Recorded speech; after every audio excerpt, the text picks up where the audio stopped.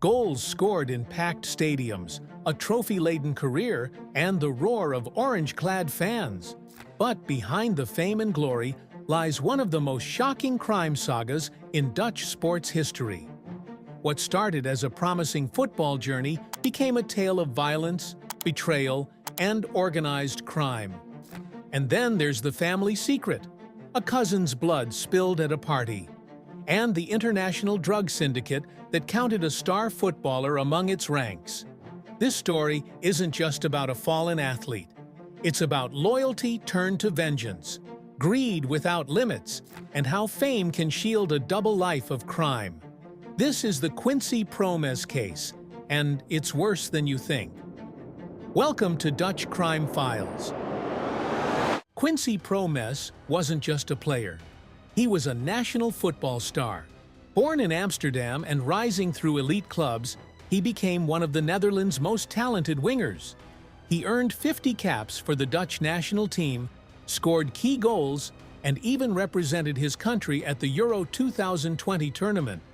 In 2019, the famed club Ajax paid 15 million euros to bring him back from Spain, and he had already been named Russia's Footballer of the Year in 2017 during a previous stint at Spartak Moscow.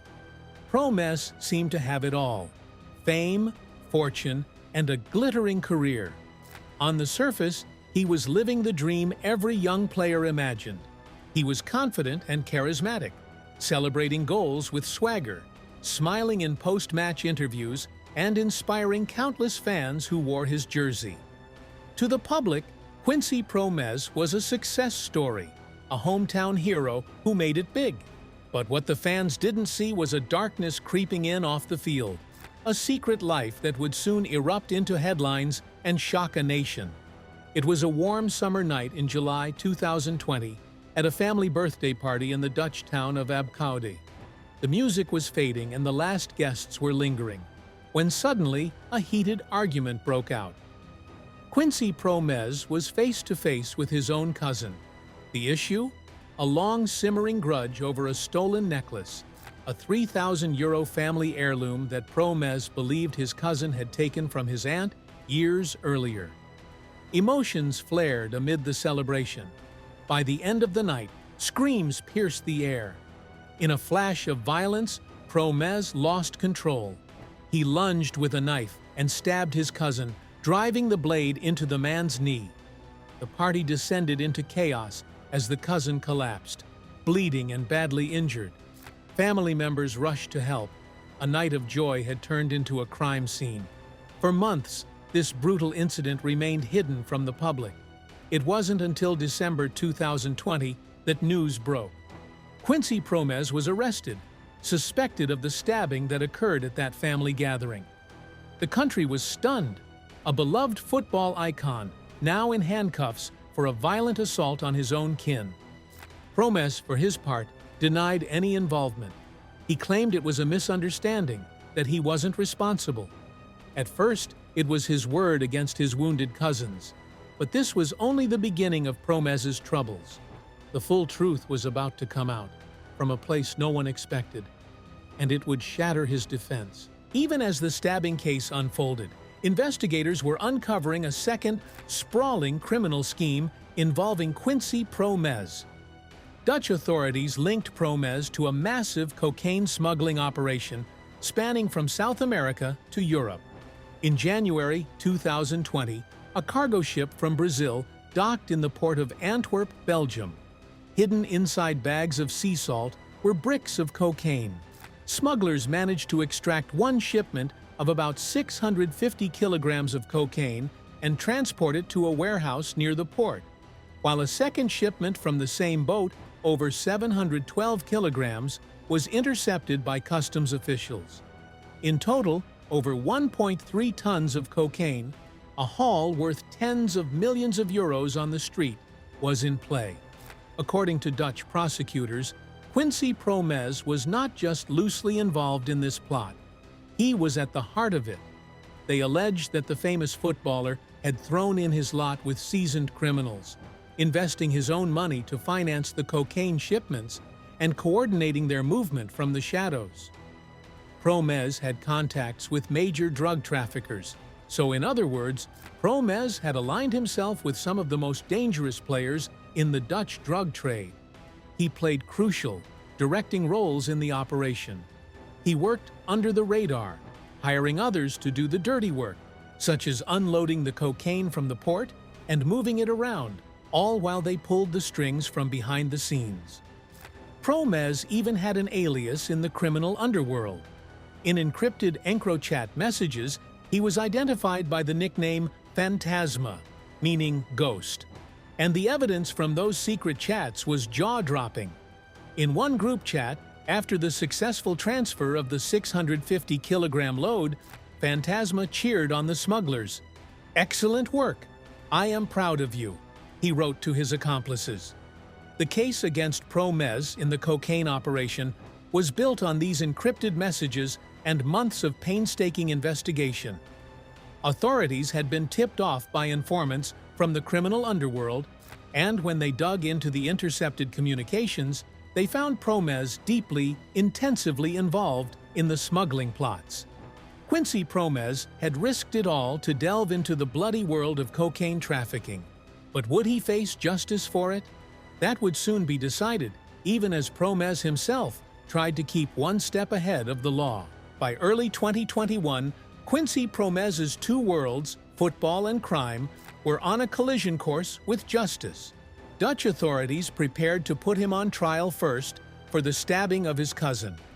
Promes, however, was not about to stick around in the Netherlands and risk prison. He had returned to Russia, continuing to play for Spartak Moscow, and notably, the Netherlands has no extradition treaty with Russia, so the Dutch courts began prosecuting him in his absence. On March 3, 2023, Promes's trial for the stabbing opened in Amsterdam. He never showed up, opting to remain beyond reach in Russia. Dutch prosecutors laid out the evidence, including the wiretapped confessions, and initially requested a 2-year prison sentence. There was a hiccup in proceedings, as Promes' defense argued that the phone recordings might be inadmissible, causing a delay to assess their legality. In the end, the court proceeded with a reduced charge. The attempted murder count was dropped on technical grounds, but Promes was still charged with serious aggravated assault. The verdict came on June 19, 2023. Quincy Promes was found guilty of stabbing his cousin and sentenced to 18 months in prison. Promes was disappointed at the ruling, his lawyer said, and he immediately filed an appeal. Notably, Promes was still nowhere to be found in the Netherlands. Meanwhile, the cocaine smuggling case was moving forward as well. On January 24, 2024, the Amsterdam District Court held a hearing for Promes's alleged drug crimes. Once again, Quincy Promes did not show his face in court. He was still a fugitive in the eyes of Dutch justice, refusing to return home. The prosecution outlined the vast scope of the cocaine operation and recommended that Promes be convicted and sentenced to 9 years in prison for his role. The judge's ruling came on the 14th of February, 2024. In absentia, Quincy Promes was found guilty of drug trafficking. The court sentenced him to 6 years in prison for the cocaine smuggling scheme. Dutch media reported that evidence like the Phantasma chats had been instrumental in securing this conviction. Promes, through his lawyers, again denied the accusations and lodged an appeal, also maintaining his appeal on the stabbing verdict. Now convicted in 2 separate cases, Promes was facing a combined 7.5 years of prison time in the Netherlands, 18 months for the stabbing and 6 years for the drugs, if he ever returned. Dutch authorities even seized several of Promes's assets, including 9 luxury properties he owned in the Netherlands, in an effort to recover illicit profits and ensure penalties could be paid. For a while, it seemed Promes might try to live out his days beyond the law's reach. But in early 2024, his luck ran out. In late February 2024, Spartak Moscow traveled to the United Arab Emirates for a training camp, and Promes joined, likely thinking he was still out of Dutch jurisdiction. On 29 February 2024, Promes was detained at a Dubai airport after reportedly leaving the scene of a minor traffic accident. This unexpected hold in Dubai gave Dutch prosecutors their chance.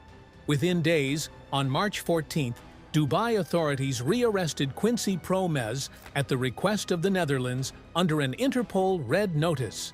The Dutch public prosecution announced that it would seek his extradition back to the Netherlands to finally face justice in person. UAE authorities released him on bail shortly after, on the condition that he remain in the country for the time being. In a bizarre twist, Promes even signed a contract with a local Dubai football club while awaiting the outcome of extradition proceedings, as if attempting to continue his career in the Gulf. But his fate now hangs in the balance. As of mid-2025, Quincy Promes remains a wanted man in the Netherlands, a convicted criminal appealing his verdicts, and a former national hero who may soon be delivered home in handcuffs. With the shocking revelations and convictions, Quincy Promes's fall from grace was complete. Dutch public opinion has turned overwhelmingly against him.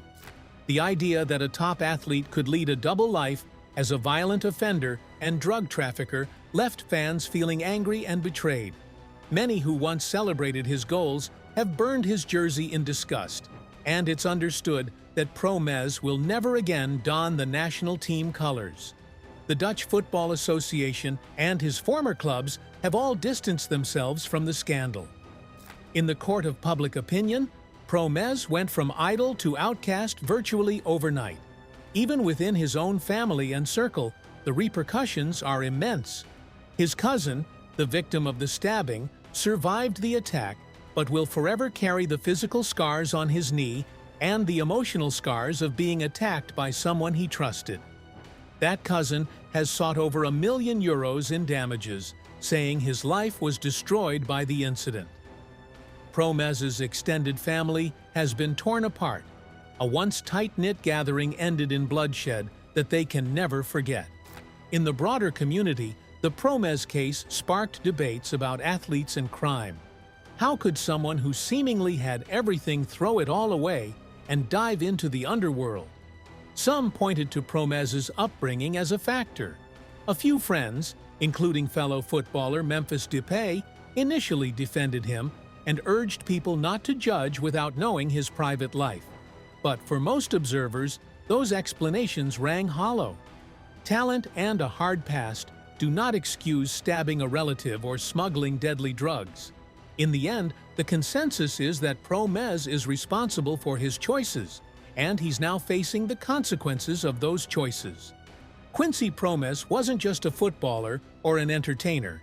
He became a convicted criminal, a man who stabbed his own cousin, bankrolled a massive cocaine operation, and fled the country, believing he could escape justice.